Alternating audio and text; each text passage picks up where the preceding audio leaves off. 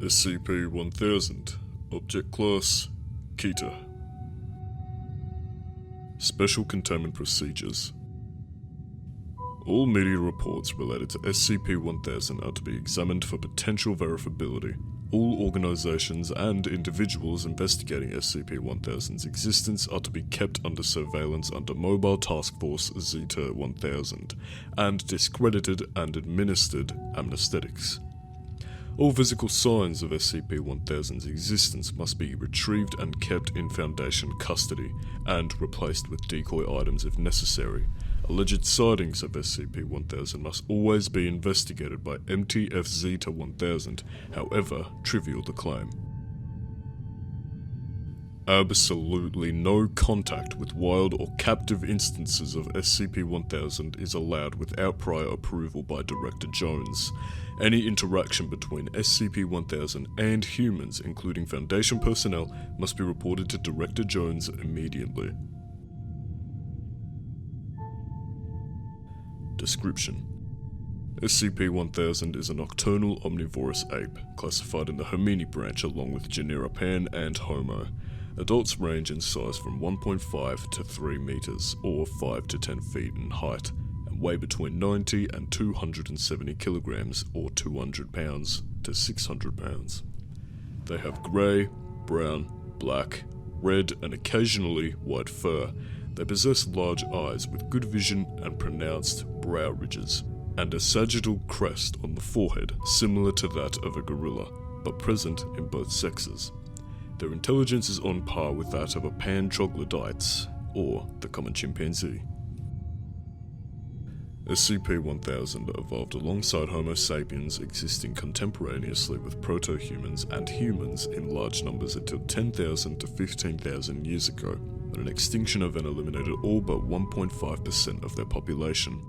This event was triggered by SCP-1000 contracting an anomalous pseudo-disease classified as SCP-1000-F1. This disease is passed on at a genetic level and affects every present-day instance of SCP-1000. The majority of SCP-1000 instances are born immune to the effect. Those who are not born immune quickly die. The effect of SCP-1000-F1 is as follows.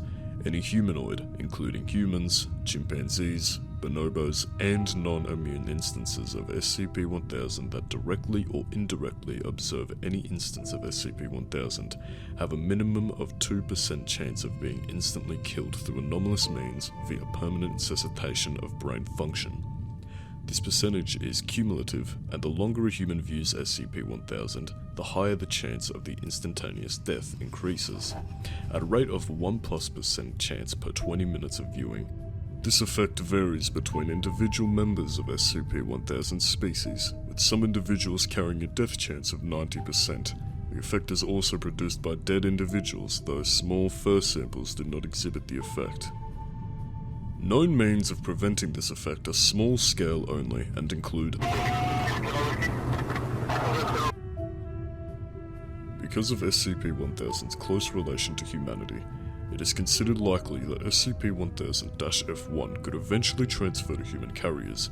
Any instance of SCP-1000 finding its way to a major population center could constitute a end-of-the-world scenario with minimum death toll of and the possible extinction of humanity. Fortunately, SCP-1000 appears to instinctively avoid human contact. It is not currently feasible to exterminate SCP-1000 entirely. The highest known population concentrations of SCP-1000 are at present located in the Pacific Northwest region of North America and the Himalayan mountain range in Asia. As of these populations remain extant. SCP-1000's presence and have also been documented within the past 5 years of every continent. All known significant populations of SCP-1000 located near human population centers have been eliminated. SCP-1000 came to the attention of the Foundation via contact by Dr. Franz in 2014 with the Children of the Sun, who identified themselves as outcast members of the Serpent's Hand. This group has been since completely destroyed by the Foundation due to their reluctance to surrender information about SCP-1000, SCP, and SCP.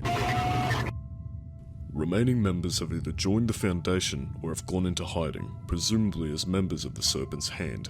Weapons, tools, and other unique pseudo-technological resources in possession of the organization have been classified as SCP-1000-001 through SCP-1000-. These resources have been made of use by the Foundation in multiple instances. For a full list, see Document 1000-3534-Y. Level 3 clearance is required. Access to surviving ex-members of the Children of the Sun is restricted to personnel with clearance level 4 to 1000, unless given direct authorization for contact by Director Jones. Further information is available to personnel with clearance level 3-1000 or above. Personnel with clearance level 3-1000 or above are required to read document Alpha 1596-1000. Addendum 1000-466-X. Update to Special Containment Procedures. As of SCP-1000 Special Containment Procedures no longer include Procedure 516 Lumina. Indicates that SCP-1000 may be developing a resistance to the sonic element. Will not develop further, so that Procedure 516 Lumina can still be used in emergency situations. Investigation into alternate means or reliably keeping SCP-1000 away from human population centers is underway. Whether SCP-1000's resistance to Procedure 516 Lumina was calculated, and as such may be a sign of SCP-1000, or coincidental, is not known at this time. Document Alpha 1596-1000. Missive from Director Jones. You've probably heard the rumors before now. Everyone without the clearance level to know better wants to get their dig in. Did you hear about the Sasquatches in SCP? Are we going to capture it and contain the next Bat Boy? Yes, SCP-1000 is Bigfoot. I'm sure you've snickered, don't worry, contrary to rumors, we don't actually assign you to Keter duty for finding something humorous. You think Bigfoot is funny because we want you to think Bigfoot is funny. We've bankrolled Hollywood's comedies and farcical documentaries, paid off men in gorilla suits, perpetrated hoaxes with bear prints and goat fur, bribed and brainwashed cartoonists to especially silly depictions on children's television. Even the term Bigfoot comes from us. Planted in the media in 1958, a term people would find even harder to take seriously than Sasquatch. Why? We'll get to that. The information in the article that you've already read isn't entirely true. There are 2 direct lies and plenty of lies of omission. There is no such thing as the anomalous pseudo-disease referred to as SCP-1000-F1. SCP-1000 does not possess a magical death aura. In fact, SCP-1000 does not directly exhibit any anomalous effect whatsoever. We also lied about SCP-1000's intelligence level. SCP-1000 aren't chimp-level smart, they're smarter. To be precise, they're exactly as smart as us. That brings us to the lies of omission. That's what this letter is for. The lies came from me, so I figured the truth should come from me as well. This story we got from the Children of the Sun, who defected to us. It's a story we didn't believe, refused to believe at first. And as you've already read, the apes, as we call SCP-1000, evolved alongside us. We walked in the daytime, they walked in the nighttime. Our nocturnal siblings in the shadow. But while we were still wandering hunter-gatherers, they changed. Like we would, a few thousand years later. Tools, weapons, agriculture, domesticated animals, stable settlements. As humanity blinked in the Pleistocene sun, SCP-1000's population exploded across the night. They blanketed the planet in tens of billions. They made things that we still can't comprehend, even though we've thoroughly studied the surviving pieces. Organic technology, they made trees of birds and prey grow into fast-moving ships, herds of animals that became trains, bushes that became flying vehicles. From insects and pigeons, they made things equivalent to cell phones and televisions and computers and atomic bombs. The children described vast, shining cities, stretching across glaciers and penetrating the deepest caverns, grown skyships of ivory and spider silk, creatures tending them with hundreds of blinking eyes. We were rare. Like gorillas now, a few 100,000 left at best. We avoided their settlements just like wild animals today avoid ours. SCP-1000 understood we were intelligent like them, but avoided us just as we avoided them. Saw us as fairies, as gnomes, as ascribed as supernatural powers.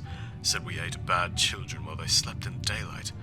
They fenced off our dwindling wild populations in conservatories, outlawed poaching but in the underground consumed our bones as aphrodisiacs. Then their civilization fell, and we did it. By we, I don't mean the Foundation. By we, I mean humanity.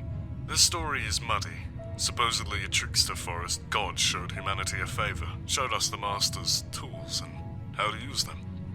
Why we did it, we don't know. Perhaps they hunted us. Perhaps we were simply afraid. Perhaps it was just they fenced us in.